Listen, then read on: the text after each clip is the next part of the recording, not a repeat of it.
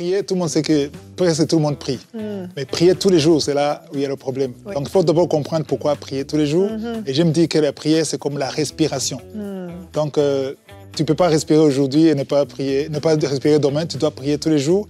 Et aussi, je compare la prière à l'essence, le carburant. Donc, beaucoup de chrétiens ne prient pas. Je connais beaucoup de chrétiens, et même les serviteurs de Dieu. Ça, je le dis, je ne sais pas citer les noms, mais qui ne prient pas. On ne citera aucun nom. Mais quand tu ne pries pas, la prière, c'est la force d'un chrétien. C'est la prière qui te permet. Si je suis ce que je suis, c'est grâce à la prière. Donc, c'est important de comprendre qu'il faut prier tous les jours, parce que tout ce que Dieu fait, il le fait à travers la prière. Voilà.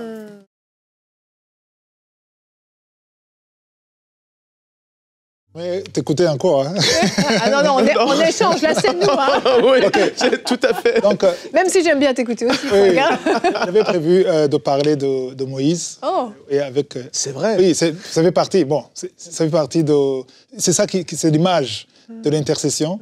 Parce que si Josué avait la victoire, en fait, il ne savait pas. Je me dis, à ce moment-là, Josué ne savait pas pourquoi il avait la victoire. C'est vrai. Donc, mais Moïse voyait.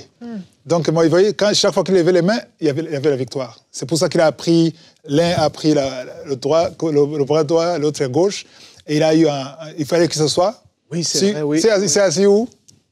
Il s'est assis où? Sur une roche, un rocher, oui. Oui, le rocher, c'est l'image de Jésus. Donc, tu t'appuies sur Jésus.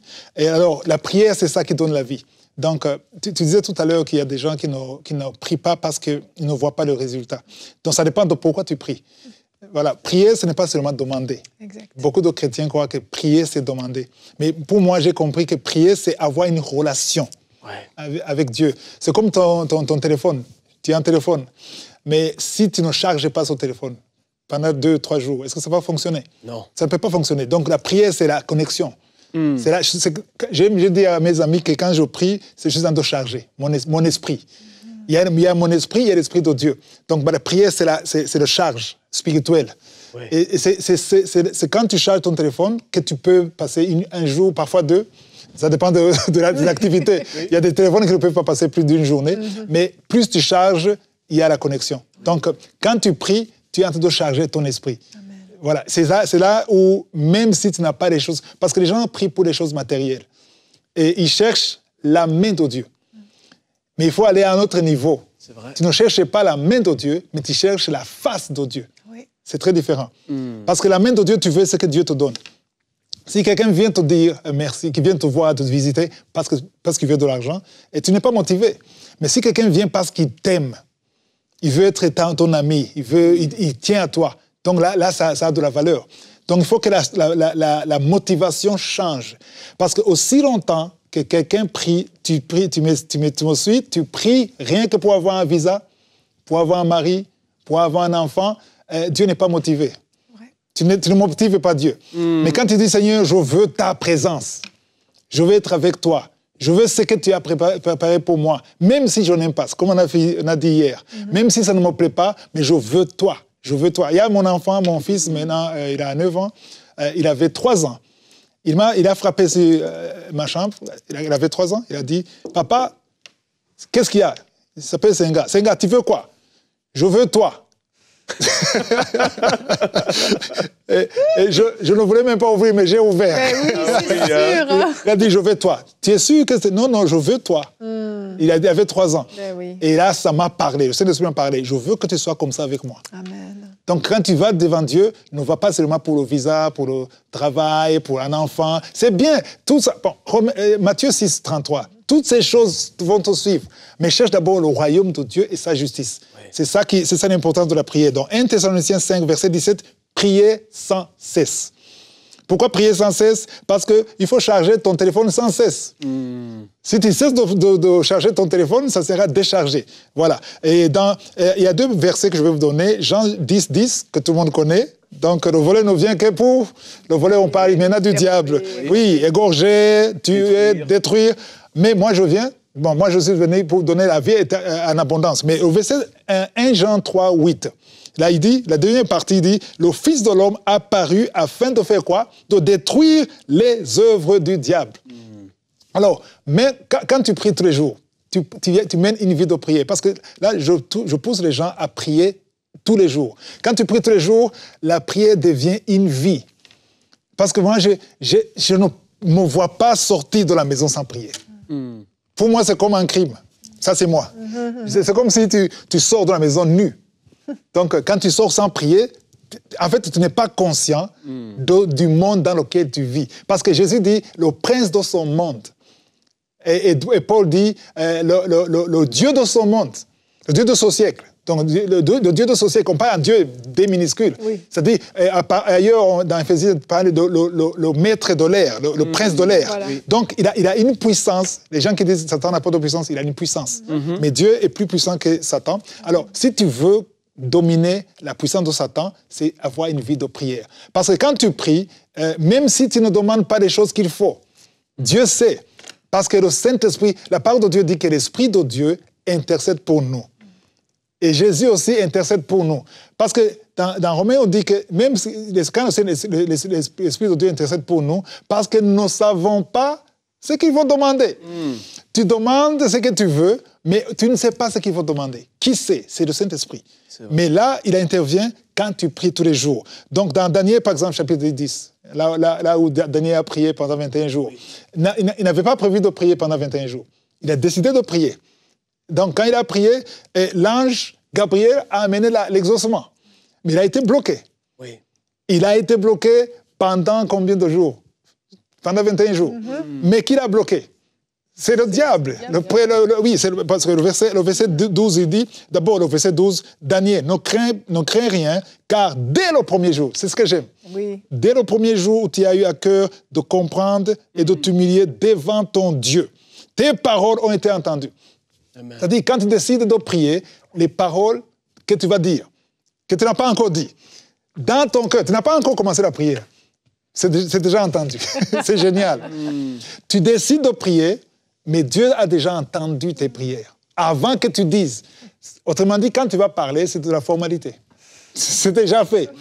Dès le premier jour, ici on dit, le verset 12, dès le premier jour où tu as eu à cœur, pas dès le premier jour que tu as parlé, tu as eu à cœur, tu as seulement eu à cœur, tu décides, je vais passer 3 jours de prière, de jeûne. Tu as décidé dans ton cœur, tes paroles ont été entendues. Ça, c'est génial. C'est déjà entendu avant même que tu pries. Et quand tu t'es humilié devant ton Dieu, tes paroles ont été entendues. C'est à cause de tes paroles que je viens. À cause de ta prière que je viens. Alors, maintenant, ici, c'est Gabriel qui parle. Mais au verset 13, il dit, le chef du royaume de Perse m'a résisté. 21 jours. Quel est le chef du royaume de Perse? Ce n'est pas la chair et le sang.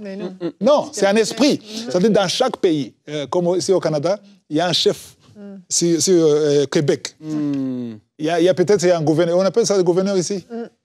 Premier ministre. Premier ministre. Oui. Il y a un autre premier ministre spirituel que vous ne voyez pas.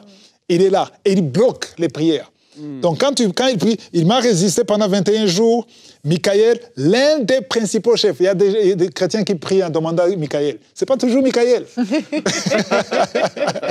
Michael, c'est l'un des principaux. C'est-à-dire qu'il y a des généraux. Donc il y a des caporaux, il y a des capitaines, il y a des commandants, il y a des généraux.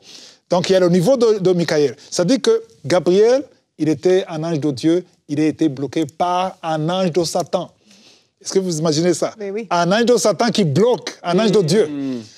Alors, pourquoi est-ce que Michael est venu? Michael est venu parce que Daniel n'a pas cessé. Exact. Mon frère, ma soeur, il ne faut pas cesser.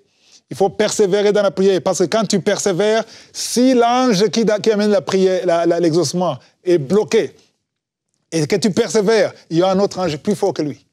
L'ange plus fort que lui vient quand tu persévères. Quand tu es bloqué, c'est quand tu arrêtes. Il y a des chrétiens qui disent « Non, je suis déçu, Dieu ne m'a pas exaucé, donc j'abandonne. » Je vais te dire, quand tu abandonnes, tu fermes le tuyau. Tu fermes la voie, parce que Dieu fait tout par la prière. Je cherche un homme, je n'en trouve pas. Dieu cherche quelqu'un. Dieu cherche quelqu'un. Et quand, comme j'ai partagé le matin avec vous, j'ai dit « Seigneur, tu m'as trouvé. » J'aimerais que mon frère et ma soeur qui m'écoutent, tu dis « Dieu, tu m'as trouvé. » Alors, il faut comprendre que quand tu pries, tu n'auras pas forcément ce que tu veux. Mais tu auras certainement ce que Dieu veut. Amen. C'est ça. Quand tu as cette idée, tu ne peux pas arrêter de prier. J'ai été déçu dans beaucoup de choses parce que j'étais très ambitieux. Hein? J'étais très ambitieux, j'avais des rêves. Je voulais être un basketteur NBA, un professionnel. Ouais. Oui, j'avais des rêves, beaucoup de rêves. Mais rien n'a marché. Ce qui a marché, c'est Kanguka. J'ai jamais voulu Kanguka. Mais j'ai dit à Dieu, maintenant, quand tu fais une chose que moi je ne veux pas et que toi tu veux, ça me va. Et j'ai la paix. Et ça, c'est un niveau, il faut prier vraiment pour avoir ça. Il faut la révélation pour arriver à un moment où tu pries tous les jours. Parce que quand j'ai compris que la prière, c'est comme le chargeur, c'est comme le carburant, quand je me lève le matin, j'ai de mauvaises nouvelles, j'ai la mauvaise humeur, je prie. Il y a ceux qui disent, je ne peux pas prier parce que je n'ai pas envie de prier. Alors là, tu ne vas pas prier parce que le diable a compris. Et il va créer des situations où tu seras toujours de mauvaise humeur. C'est vrai. Alors, quand le diable saura que tu sois content, que tu sois de mauvaise humeur, que tu aies de mauvaises nouvelles, tu pries. Là, il est dans la confusion. Parce que c'est la seule force qu'il a, que tu n'aies pas envie de prier. Mais il faut prier qu'il neige, qu'il pleuve. Le matin, quand tu commences, Jésus a dit, dans Matthieu 6, la paix de notre Père, notre Père qui est aux cieux, quand il a dit aujourd'hui, il parlait de la journée. Il parlait d'aujourd'hui. Oui. Donc, il parlait de la journée qui commence. Donc, quand tu commences la prière, la journée avec la prière, tu as gagné la journée. Quand j'ai bien prié le matin, quand je sors, je me dis, tout est déjà fait. Quand j'ai des problèmes, pendant la journée, tu peux avoir des problèmes, il y a des choses qui arrivent, et un accident, je me dis, j'ai prié. J'ai marché avec toi. Moïse a dit, non, Dieu a dit, je te donne un ange, il va marcher avec toi. Non. Si toi-même tu ne viens pas, je ne sors pas. On ne quitte pas si tu ne viens pas. Alors, quand tu pries le matin, tu marches avec Dieu. Ne commence jamais la journée sans prier. Prier, ce n'est pas seulement demander. Prier, c'est d'abord passer plus. Moi, je passe plus de temps. Plus de 80% de mon temps, c'est dans la louange et l'adoration. Parce que je sais que Dieu siège au milieu des louanges. Et j'invite Dieu à travers la louange parce que je vais donner un sacrifice de louange qui confesse son nom. C'est ça la prière. Et le reste des choses que je veux, Dieu m'a donné beaucoup de choses que je n'ai pas demandées.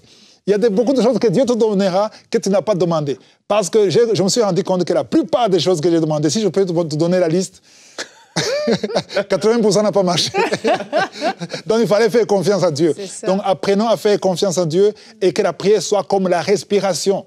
Parce que c'est la prière qui donne la vie, c'est la prière qui fera que Dieu descende dans ta vie et qui détruise les œuvres du diable. Tous les plans de Satan dans ta vie seront détruits par la prière. Peut-être ce n'est pas un jour, ce n'est pas 2 jours, mais quand ça devient une vie, Dieu vient et il règne et il reste dans ta vie tous les jours. Que Dieu vous bénisse.